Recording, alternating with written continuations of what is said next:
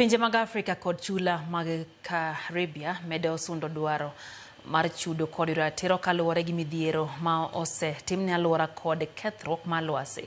Ero malarruok mar pinje Afrika ewi lokruok mar lwasi madhi nyime boma ma Addis Ababa e piny Ethiopia, jotelo sundo mondo mi thuolo gi ratiro obedie chenro mag kedo gi lokruok chal kod lwasi.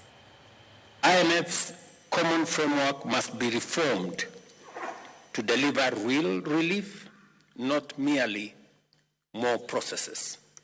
As it is now, it is an engagement of a never-ending process network that by the time it comes to fruition, most countries will have already undergone significant distress. Geography may have placed us apart, but history has bound us together.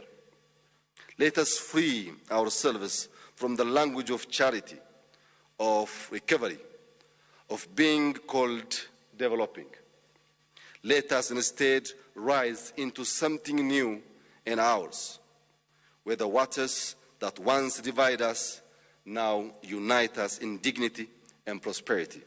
This summit is a watershed moment and should be a turning point towards our collective aspiration. The African Union stands proudly and firmly with our Caribbean brothers and sisters in every step towards reparatory justice and true liberation. There is undeniable potential in the growing partnership between Africa and CARICOM.